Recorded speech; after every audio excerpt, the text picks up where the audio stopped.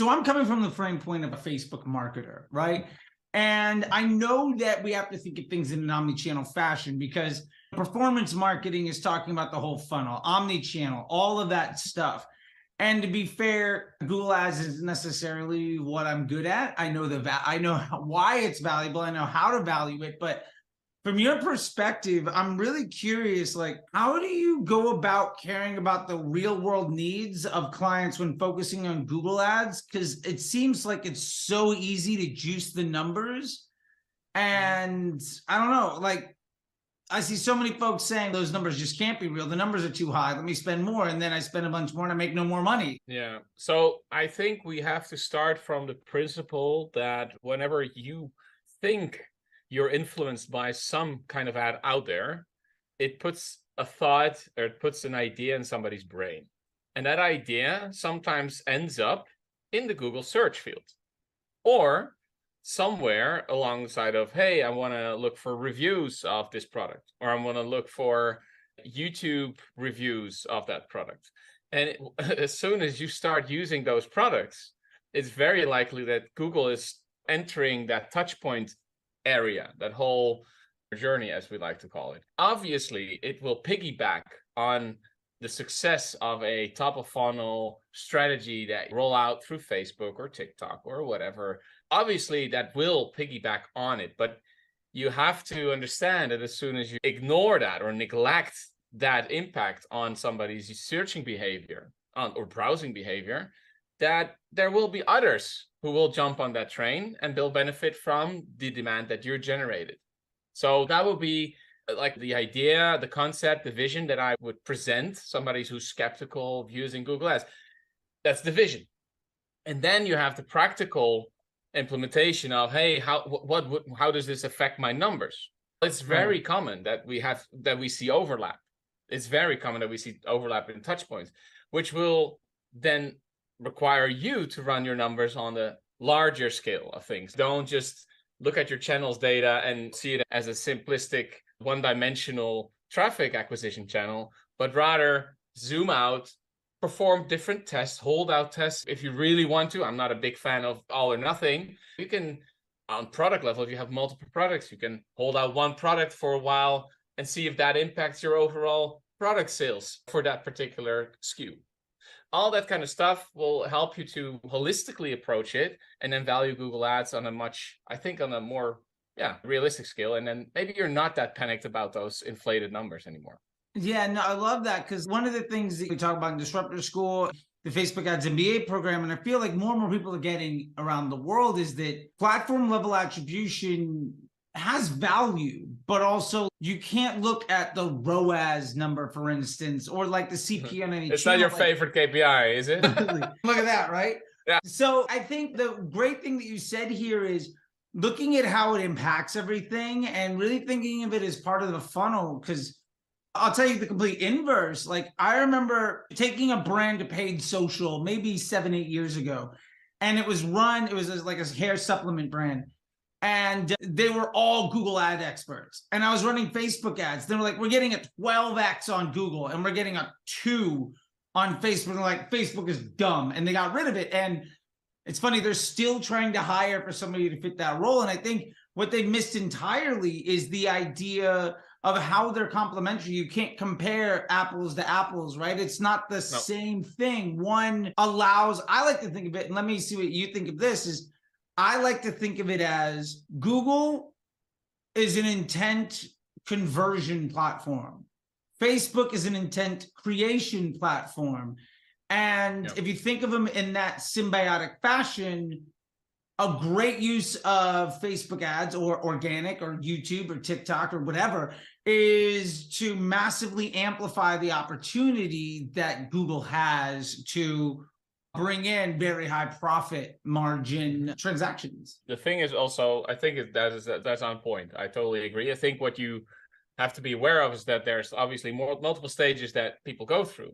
In the end, like if people don't know the product, if they're not aware of the product, if they're not aware of the service, we can talk about all kinds of verticals. But in general, somebody's not aware and you reach them through a top of funnel strategy, then you cannot expect the same conversion rates and thus not the same profitability on that level as you could expect if somebody's really really ready to buy or really ready to engage with whatever he's looking for. And again, the Google search is when people are searching literally for what they need, and you have stages within that search. You can say, hey, I'm looking for new sneakers, or you can really look for those Nike Air Max, I don't know, Air Jordan with red stripes on them and with the latest blue laces in it. That is very specific, which is more likely that if you show that ad, they will convert much more quickly. However, those are different stages, and I would definitely, not underestimate the impact of those. Yeah, I love how you're putting that. And maybe we can pivot slightly here and from awareness to purchase, right? That's the funnel. Like, where do you find the role of Google Ads in your sales funnel? Like, when you're thinking about it, where do you find its role to be best fit? I would really say that we're talking about middle of funnel to bottom of funnel strategies. So I would say, especially on search, right? Search and shopping, those are two similar channels. They're all both on the Google search platform, and they show up in the same search result page, right? So we should take a look at those elements separately in the end, but I would, just for the simplicity, I would count them as one. And it is because when somebody's basically intent, we see a much higher conversion rate if they're already a little bit more specific, because Google is also searched or used as a research platform for everything you want to know, right? How does this work? What is this? What is this kind of idea? So if you're having a product within a vertical that is also likely, I don't know, what could we say? Fashion in general. Like if you would say Armani, you could look for more information about a watch or some dress or like basically the designer, behind it, and have no intent to buy. So if you show up with your shopping products and your search products or search ads, it's not necessarily going to lead to a sale. But if you're looking for a specific thing in terms of, I want to have those new Armani watches, I want to have the Armani watch with this particular element in that, a black one, then Google shows you those 5, 6 out there. And if you're part of those 3 ads or 4 ads that are visible, chances are there that you're going to sell that watch to that person. So it's, there's levels, but I would say middle of funnel, bottom of funnel is where we see the most effect and impact on the overall strategy. Yeah, I love the way you put that. And it's funny. So full transparency, we've done a masterclass with you inside the Facebook Ads MBA program. And we can talk about that in a little bit, where you've taken, I love it. I've told people, I literally did this myself. In 20 minutes, I took my best 5 Facebook ads and I built a Google search campaign built around that. And like with the Notion doc and ChatGPT and the Google Ads editor, went from no ad live to completely built out search. And it's getting more and more effective for what it's worth. Like a little bit of feedback. It's been live for 3 weeks and my CPC has dropped by 60 some odd %. I've actually been able to cut the budget as my volume of sales increases. Yeah. And what I've noticed, which I didn't appreciate at the time, was that because it was using the great Facebook stuff, what it was doing was it was working simpatico, and that it was so effectively capitalizing on the intent using the same language and thought process, and it just works so well at creating that mid and bottom funnel without having to reinvent the wheel. And it worked. It's almost stupid that it worked. Like I didn't want this to work, but it did. So, it's funny. I was going to Geek Out, the Nick Shackelford stuff, and I ordered a Lyft, and it was like, okay, it's gonna be 20 some odd minutes, 15 minutes, whatever. And I was literally like, all right, I'm gonna go do this thing. And like before the car got to my house, I went from completely built out successful Facebook campaign to completely built out successful Google campaign that has improved, has allowed me to scale my efficiency about 20, 30% on the acquisition of traffic for that offer. And just night and day difference. And I turned off all the other campaigns that I had built as a Google marketer, trying to run Google ads, because I was just like, this is dumb.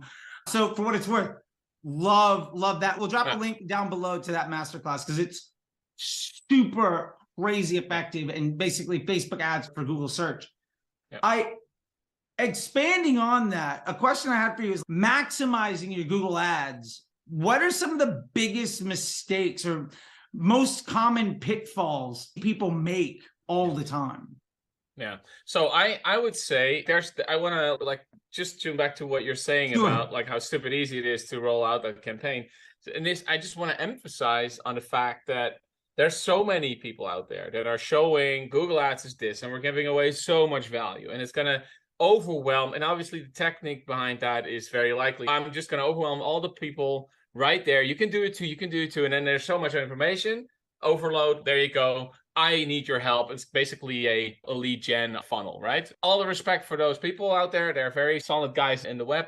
But I figured if we just gonna pull that thing out, like it's gonna be simplicity. It's gonna be like, I personally really believe that most of the Facebook media buyers with their creative knowledge have the capacity of running a, let's say, a highly profitable Google campaign with like only with 60 to 80% of its power or its capabilities. So basically you need very little to leverage as much as you can. And eventually you could use some extra advanced techniques, and you could layer, and there's, you need to like craft new keyword combinations, and you have to keep on optimizing. I know, but I think we're moving into an age, and I think with Facebook, we're talking about the same kind of concept where AI is really taking over the targeting part of things. And back in the days, I've been doing this since 2008, you were like completely in the dark with manually targeting people with keyword combinations that were like 5-word long, like 5-word phrases, right? Oh, yeah. It was all, and you were covering, I don't know, we had campaigns that had, each ad group had over, I don't know, 5-6 keywords, but we had 1,000 ad groups in one campaign. And then you had all these single keyword ad groups. It's like unimaginable in terms of, it's nothing but simple. Yeah, no, so, I remember when I first got my job, when I got my first job in an ad agency, when I got my first big job as director at Omnicom, they gave me the choice of either managing the Google team or the Facebook team. I looked at the Google team and it was 40,000 like row deep Excel spreadsheets of keywords, or Facebook, there was no boss and $1 million a day budget. And so now and visuals, like, that's so sexy. Yeah, 100% right away. Cause I was just like, there's no way I'm gonna ever, and now I can do it literally in the time it takes for a car to get to my house. So I want to reduce that overwhelm. And I figured with obviously using AI tools such as ChatGPT, I think it's really straightforward. And I'm definitely not the first one who came up with this. This is obviously, it's a very logical way to approach these things. But again, the principles behind that, hey, make sure that you cover your bottom of funnel, because you don't want to see your competitors steal your prospect. I think that principle is leading in this whole course. You make sure that you cover those ends and then work your way up. Like basically generate some conversions. And then once you feed that campaign or feed that account conversions and more conversions, it's going to be easier to make another campaign work because Google's learning from that data. So yeah, that's organically paid, basically growing gradually. And I really tap into that other question you asked me, like, hey, what are some common pitfalls? Is that the gradual aspect, the consistently adding more, like, but slowly but steady. Yeah, that is definitely, I think, the biggest contrast with what people have been used to when they're running Facebook ads. I've seen a lot of agencies, also just agencies that are doing Google on the side. It's just treating them like another Facebook ad campaign. Yeah. So when they hit this threshold, stop this one. Or when they hit that threshold, refresh with a new set of ad copy. Or I don't know, like all the, like very just quickly changing things and touching the campaign so many times, it cannot sit still and develop itself. You have to treat it like a plant, I think. You could see it as a plant. Yeah, no, I love that, because it's going to grow. Yeah. It's going to get smarter. There is machine. Yeah. There's a machine learning aspect to it. There is artificial intelligence. Yeah. Yeah. And I think what another pitfall would be is underestimating the simplicity behind things. So you could say, think about the end of the funnel and what kind of messaging people want to see when they're at the end of the funnel. Is it very clear that when you know that, for example, you know that your competitor is showing up as well, don't just write the same ad. Yeah. Don't just do the same thing, because then you won't stand out. I think one of the nicest features is that you have the ad preview feature. And the ad preview feature is where you can basically type in the search keyword that you want to show up to. And depending on the budget that you've set, it will show your ad, but at least they show the ads that are going to be shown. And then you can look at, hey, how much does my ad stand out compared to that?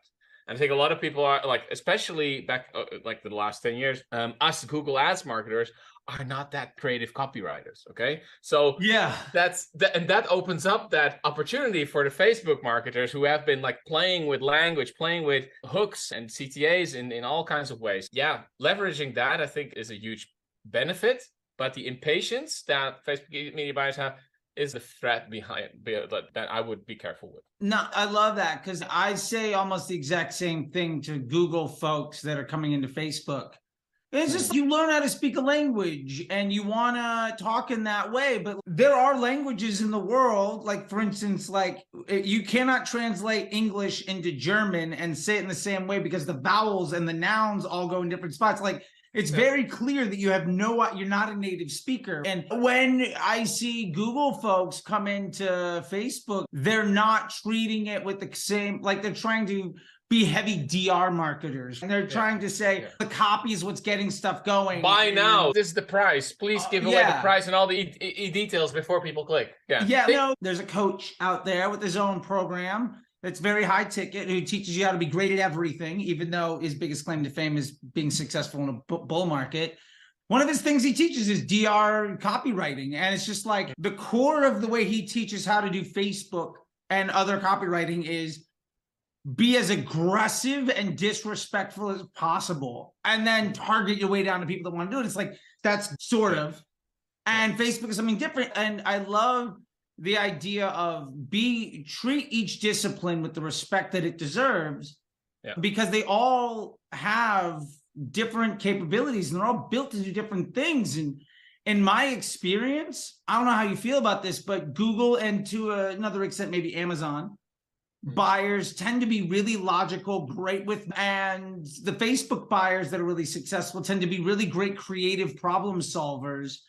And I think it's a mindset. When you find somebody trying to play another game, it just doesn't quite work. It's like you can see that there's something lost in translation there. Yeah, I totally think. I think you're onto that point where exactly that. If you're used to play, I don't know, you guys call it soccer, we call it football. Fair enough. Yeah. So if you would like me to teach you soccer, but you think it's, for example, American football or it's rugby, there's different rules, there's different styles. Maybe it involves some object that you have to pass to the other guy. So there's similarities. It's on a pitch, it is on a line pitch, it's in a stadium, there's a lot of crowd, it's super popular, but there's still a lot of like different aspects to the game. And I think it's not necessarily that you will. Or I think there's another one. There's a, what would it call? There's a saying in Dutch, actually. I don't think it's going to be explained that well. So we can cut that one out. No, but it's about that if you have a great car, it doesn't make you a great driver, right? Yeah. There's this metaphor of, what a good car looks like, what an engine looks like. An engineer sees this, like the technology behind all the things, but if you put him in a car itself, it doesn't necessarily mean that he knows how to drive. And I think when you run your numbers, I'm really good with numbers. I'm an analytical nerd. But if you let me loose in a Facebook ad, like in a Facebook ad campaign, I'd probably destroy everything. As in, I think this is not good, so based on these numbers, I would probably kill that. Or basically because I don't have the right frameworks. I haven't been taught the frameworks. And the problem with Google is there are just a little bit, like there's not such a, I don't know, copy paste frameworks out there for Google. Yeah. It's really just run your numbers and look at this top down process of, wait, I see outliers in conversion rate, or I see outliers in profitability, or outliers in AOV, just in one or two metrics. And you just run your analysis, because the problem here is not necessarily the ad creative. It's the fact that the relevancy of the keyword is really high. But in the end, you're looking at the search terms. You are allowed to look at the trends behind each keyword that you've targeted. You're literally selling this, I don't know, this Fitbit Charge 4. You're literally just selling that, okay? This is your product. Yeah. This is the pricing point. And somebody's searching for the Fitbit Charge 4, the black one, just this one that I'm wearing. And you have 200 clicks. Are you going to pause that campaign because it's not relevant? Or are you going to look at your landing page because you just can't convert it? Yeah. So the difference there is that you can say, okay, we're going to pause this until I figured it out. Or you can use Google as a research platform to optimize your landers or your offer, because you're saying, hey, wait, ad preview shows that my pricing point is the same as all these others, and it's still getting the same click. So there must be something wrong with the offer on other sides. Like, it's not the price. What else is there? And that is the cool thing. You can just run that same campaign. I don't know, you could even run it for $5 a day and then optimize it until you figured out what has been your bottleneck there, and then scale it back up again. That's one of those things that you can just use Google for on the side as a research tool before you try to warm people up and say, yeah, this is the newest, latest, perfect product, and you have warmed them up. But then your whole page is just not converting on the bottom of funnel because there are so many alternatives out there that are doing a better job.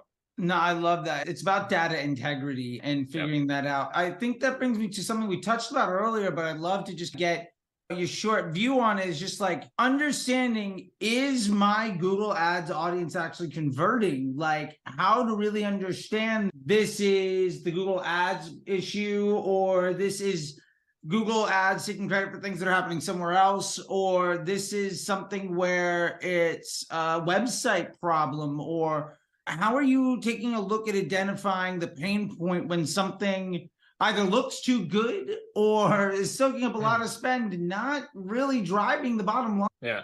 Yeah, I think that those are multiple scenarios that you probably need to, like, my favorite and my least favorite answer to all of these questions is it depends. Of course. And it's the most boring answer because everybody needs to be very what's it called, polarizing in their statements. Of course. ROAS. Yeah. Anyway, but so what I love to just go through a process of identifying and reduction, like deduction and reduction. So what I would say is I would start relatively broadly and I would run a campaign for almost always a month at least. I don't say that I would not touch it anyway. Like, I would just commit to a period of 4 to 5 weeks, like full calendar weeks, so Monday to Sunday and go on.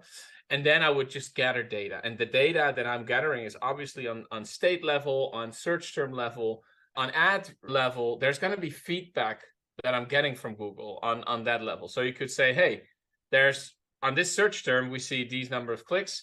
We see on that ad creative, that number of impressions and CTR. This is Google's favorite ad creative combination because you're feeding Google different headlines, different descriptions, and work your way from there. If there's no conversion at all, that is a possibility, right? But then it's very likely that the intent doesn't meet what people expect. Yeah, there's like a lack of congruency there. Yeah. It is very like in the unlikely event it doesn't convert at all. I would, first of all, like probably in the first week already, I want to just compare what my ads look like compared to the others. So it could be that you're, like I said in the previous example, like that your pricing point is way out of comparison. Okay, that's one very common issue. Second thing I would like to point out is that I see a lot of people underestimate is that the impact of running both Google as well as Amazon, because Amazon is taking up as soon as you're selling on Amazon, is automatically adding that keyword to their campaigns. And they don't give a crap about profits. So they will just appear next to that keyword that you also booked, okay? Just assuming that's happening, then your offer needs to be different than that offer you've shown on Amazon, okay? You cannot get away with just, I don't know, a free shipping, for example. Prime users are used to getting that kind of service. Or they could, for example, they just value Amazon a lot. We've seen brands selling on Amazon and on Google, okay? Also on Facebook, very successful, 7, 8, 9 figures even. And we just saw that we had to accept that a CPA for a branded campaign was over $50, okay? That was like a very high compared to, let's say, an industry standard CPA. What we did to get that down, to make sure that the ad copy stood out, we made sure that the subscription model was emphasized on. We made sure that there were benefits for shipping, but also, for example, for first-time buyers. Get that promotion in there to basically, steal or make sure that people are not also clicking on the Amazon ad and you're losing a click. And people buy on Amazon, which you're losing your customer data, right? So you don't know where that money went. So that is a very interesting thing that I would like to point out. And that, coming back to the original question where you would say, hey, if that is not converting, and you're not having competition from Amazon, then you rule out if it's the competition, if it's Amazon, and then third, it could be that also the search terms are too broad. Like it's basically like we had, I think in our masterclass, we're using the example of that t-shirt brand. Yeah. Yeah. And t-shirt brand is, if you're just adding t-shirt in that keyword as a broad, Google can just say, you know what, I'm just also going to add in Zara t-shirt. Could be. So be sure that, especially in the first days after you've launched that campaign, that you keep an eye on the search terms that are actually being triggered, and add some negatives while you're seeing those trends to maybe go too broad or too generic. And then you're making basically sure that you're streamlining towards the very relevant search term for that product or your brand. And I just don't think that after, like, if your offer is solid, if you've been proven that offer has been solid through top of funnel, middle of funnel strategies in Facebook, I can't imagine not converting for Google. Yeah, You no, know, I love that. That's that. Yeah, so that's and I've rarely seen a brand that has not been successful in Google while they were successful in Facebook. But there's definitely differences in volume. That is definitely the case. Yeah. Yeah, which I think brings me maybe to the last question I was going to ask, which is just creating that perfect Google Ads system. If we're going to start day one, what does that look like? What is step one, step two, step three? Let's assume I've got a store where I'm selling some stuff, or I've got a business that is VSL driven, right? What is that step 1, 2, and 3 look like to really build one out? Because I feel like there's just so many choices. There's so many options. There's so many things to click on. There's so many things to look at. In the interface, is it going to be like Google? Okay, so first of all, you have to understand Google is moving towards AI-driven campaigns, and it's really trying to move people into this new campaign type, or actually not necessarily new, but latest campaign type is Performance Max. It's been the trend, and I think everybody eventually ends up using PMax.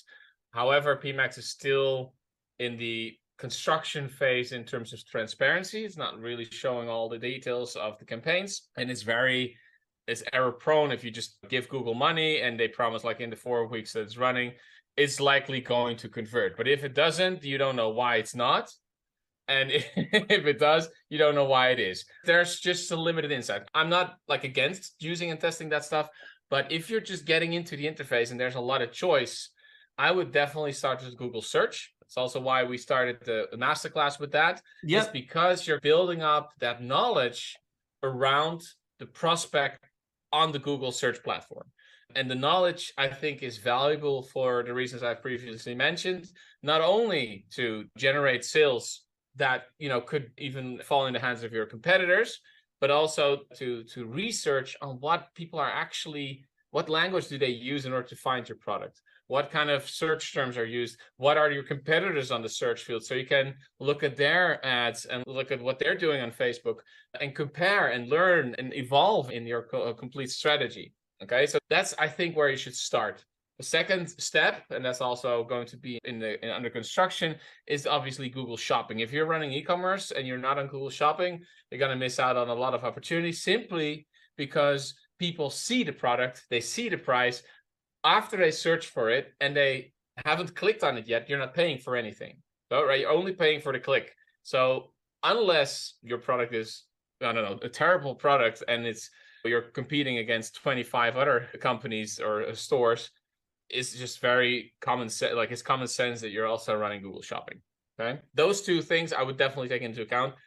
And one of the things that I really want to warn people for is that they have to make sure before they run anything, they have to set up their conversion pixel the right way. And one of those, and maybe we're going a little bit too deep in this, but what I've seen a lot of the times is that because you guys, your community is probably running their store on Shopify. Okay, it's very likely that they have.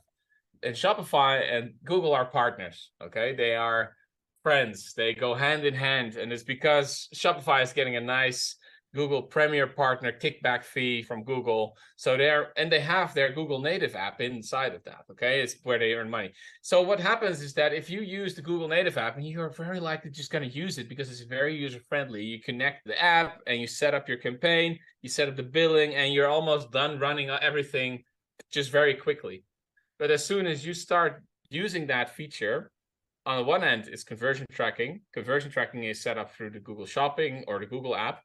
And maybe your media buyer thought, I just also want to import Google Analytics conversions, and you set it the wrong way, and it's tracking 2 sales for each sale that actually happened. Numbers look inflated, I'll promise you. Okay, what happens a lot, I'm auditing, let's say every other month, I'm auditing a couple of accounts, and almost, let's say 4 out of 5 accounts, they have some issue with conversion tracking. It's either not set, if there's double conversion tracking, there's add to carts being used as the primary conversion, which is a little dangerous, or all other like page views. Even there were page views being counted as conversions, and then on the campaign levels, I don't know, I had a CPA of 1 or 2. Yeah, maybe it's a little bit deflated in that sense. It's not as good as it looks. Let me call myself out here for one quick second. Yeah. One of the things that I've done, somebody taught me this guy, Chris, who's behind Blueprint. It's like the largest MCAT and LSAT test prep. Okay. But inside of your Google Ads Manager, there's a segment called conversions. And the first option is conversion action. Mm-hmm. And like, I saw once it was like $1.67 or something. I'm like, man, this is great. And I look up at it, it's like free ebook giveaway.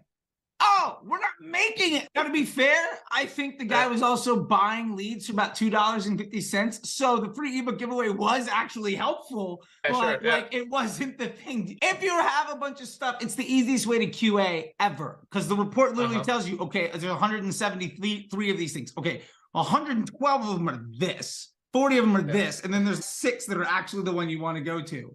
And like literally just figuring that out fundamentally changed the game for me the first time I saw that mistake. And I was just like, and he was looking at my shit because I was working with him. And oh my God. And I've done that myself, where I've realized that I'm not training the machine to actually try to do the thing I'm trying to get it to do. Exactly. No, that's what the problem is. I think what we actually ran a test on Performance Max, like basically telling them, like, here's add to cart. So here's the problem with add to cart and other event-based conversion actions.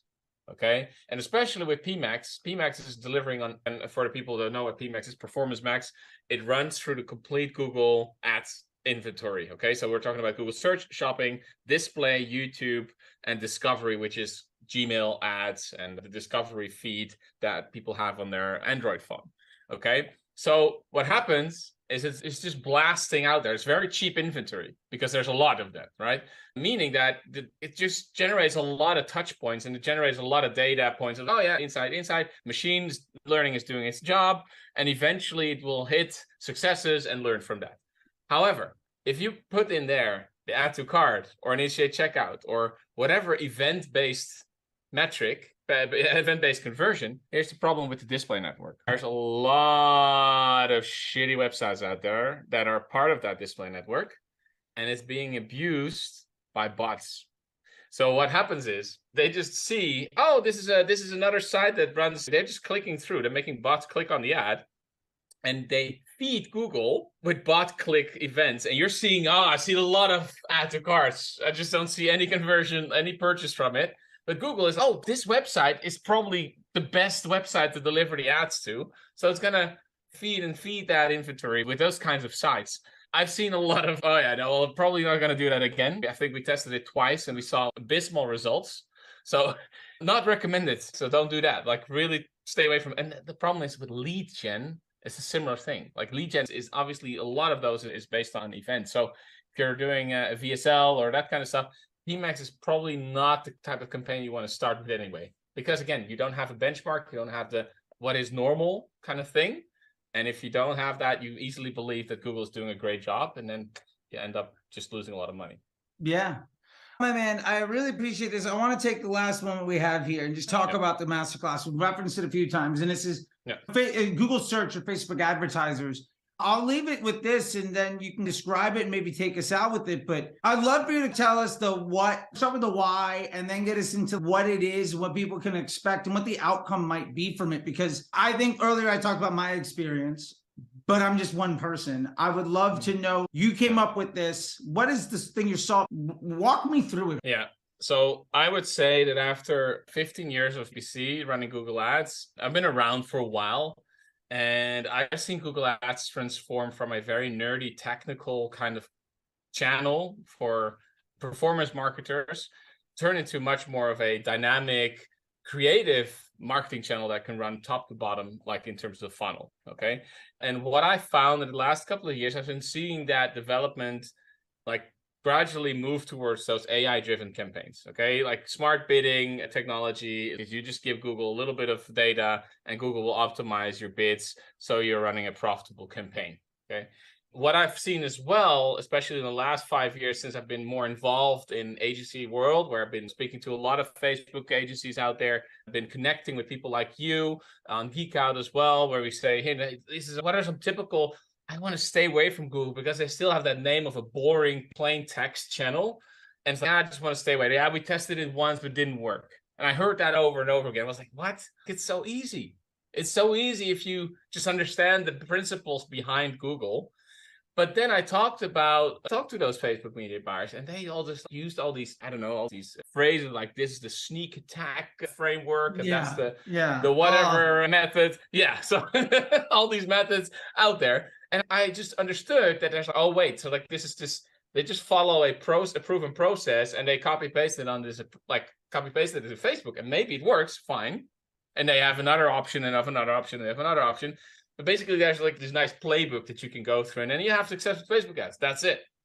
With Google, I think that whole framework doesn't necessarily exist, other than understanding the difference, like in mindset, between those two channels. And if you apply the principles in that way, I think it's not as overwhelming as you think it is. So I try to place myself into the position of a Facebook media buyer. Hey, what is a typical situation a Facebook media buyer is in?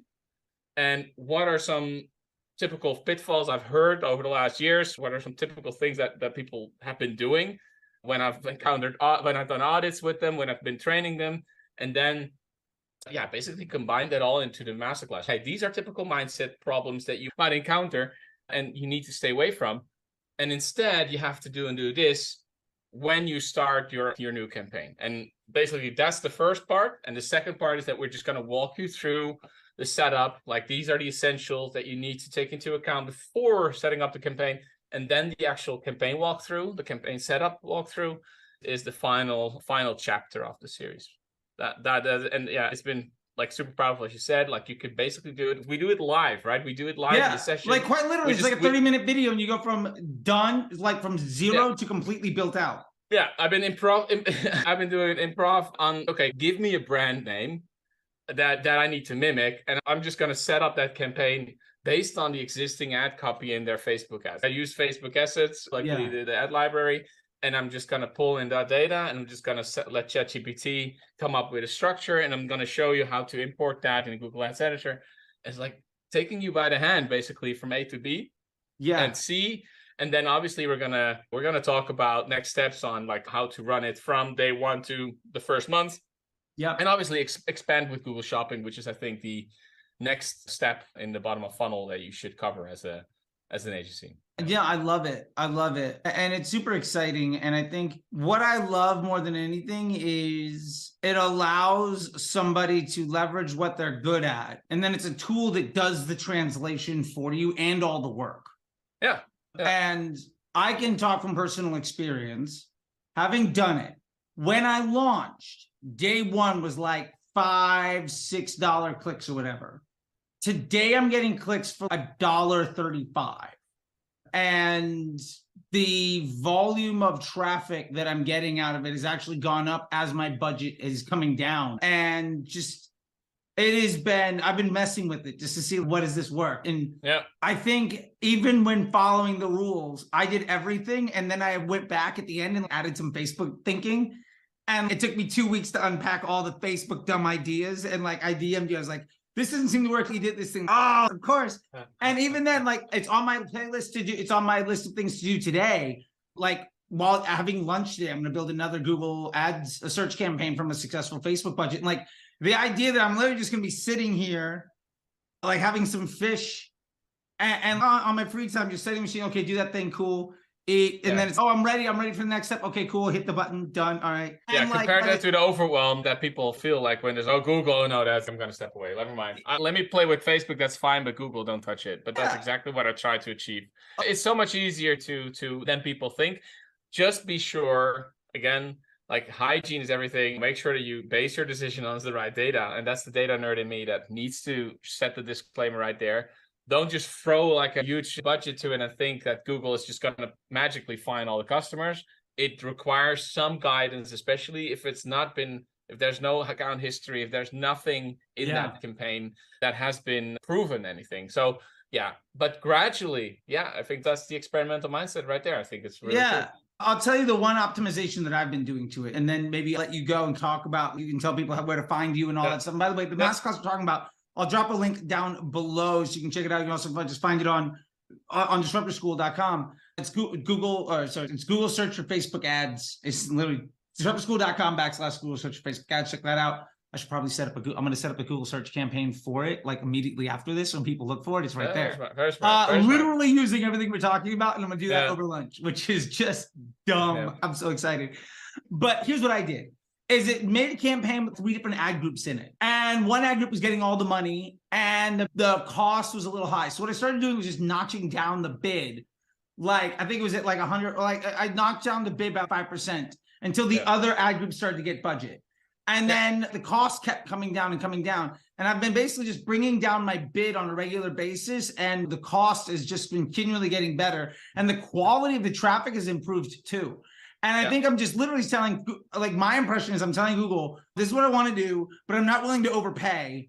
And as a result, it's just getting me more and more people. And as it gets more and more people, the quality of people that it gets me gets better and better. I don't know. That's what I'm interpreting out of it. I don't, as the Facebook guy, that's how I'm looking at it. Yeah. So I'm going to counter that thought a little bit. I think you're on the right path, first of all. Okay, cool. But let me address this. What do you think converts better? The number 1 position on Google search or the number 5? I'm not talking about volume. I'm talking about I'm going to say probably rates. the number 1 position. Why do you think that? Because it's the first thing. It's above the fold, so it's the easiest. Yeah. I think I'd rather get 1 number 1 than 3 number 5s. Okay, because here's the challenge. Do you think that people like immediately buy if they see 4 alternatives next to it? Probably not. Yeah. So here's the thing. Like, obviously, you're right in terms of amount of conversions, okay? Like, you're probably getting the most clicks, and therefore, in volume, you're going to get the most conversions. But you're going to also pay the highest price. Like, back in the days, you could basically optimize for position, like that metric. They've been removing that metric because it's not, it's so dynamic, right? There's one. Sometimes you see a video on the number 1 position. Sometimes you see shopping. Sometimes you see organic. Sometimes you see paid. So they've gotten rid of that whole metric. However, the principle still stands. If you see the first thing that you see, you click on almost blindly. But sometimes the targeting is just off. Or people are like, and you're just grabbing all the number 1 clicks, but people are not ready to buy yet. And they see the number 2 and the number 3 and the number 4. And they decide to go with number 3 after they've been researching their things. And what happens is that in that sense, it makes sense that you're paying the highest price, the highest cost per conversion. If you're like just giving everything like to Google, please show my ad, top of page, I don't care. From a brand strategy, it might make sense because you want to dominate the real estate in there. But if you have margins that you need to take into account, you might want to start a little bit lower and gradually move your way up as you prove that conversion is coming in. Yes, so this is my problem. I think I started the Facebook thing that I did is I started it with like auto budget or like a high bid, and I've been cranking my way down. And I asked you what was going on after I did that, and I was like, screw it, I'm just gonna. What I'm gonna do today, I'm gonna do it at like the $1 or whatever and work my way up. I think I started at like $100, and I'm knocking it all the way down. So and you could really apply like 20% thresholds, like every other day. If you just reflect on the data that comes in, if you see that volume is going up, that CTRs are remain stable or even increasing, you could safely just add a little bit more to that manual bid. I'm talking about manual bids, guys. If you're going through the setup of a search campaign, just so you know, I'm taking notes on this for what I'm going to do today, like literally right now. Exactly. Google is pushing for every automation possible. Okay, it's going to promote smart bidding. It's going to promote that you should maybe just set up maximize conversions, or you should set up like Target ROAS or Target CPA campaigns. It's going to move you into that direction. But if you don't have any conversion data, and you're trying to, for example, run your branded ads, your own brand, manual CPC is fine to start with. You can just gradually increase your bids and see once you're like, there's no rush. You can just gradually go up in your bids and stop when you see traction. And you can analyze metrics such as impression share, which is showing how many times your ad has shown compared to the number of times it could have been shown. For example, if your impression share is 90%, you've been showing up 90% of the time, meaning that there's still a little bit more like scaling room, like in terms of reach, in terms of ads impressions, but you're not going to hit like 100% without really paying the highest price. And for a branded campaign, to be honest, you should maybe leave a little bit of room for the competitors because they're paying the highest price, right? We forget about the fact, and that's also what we're talking about in the masterclass, is that quality is so important. Like quality score is a factor that Google takes into account. Hey, is the ad resonating with the search term? And is the landing page resonating with the ad? And is the landing page fast? Like those factors are very important. So for example, if your competitor decides to run a branded campaign on your brand, okay, a competitor campaign, I wouldn't say that they shouldn't do it. If they're doing it, it's going to be likely costing them a lot more than it's costing you, simply because you decided to increase the budget a little bit, and then they have to pay like at least 5 times the amount of money. Okay, because they're showing up for that same click, just not as often and much more expensive. I'm like, okay, fine. We haven't run like 100% impression share branded campaign for a while because it's been forcing us to really pay the highest price per click. That's just simply the reason. But for any other campaign, just so you know, you just also gradually increase your CPC bids and learn from that data first before you move into any AI-driven campaign bid strategy. I think that's my main advice for anyone who's starting. It's a different story if you're already running a lot of campaigns, you've been seeing a lot of success, and you're just trying to, simplify your approach.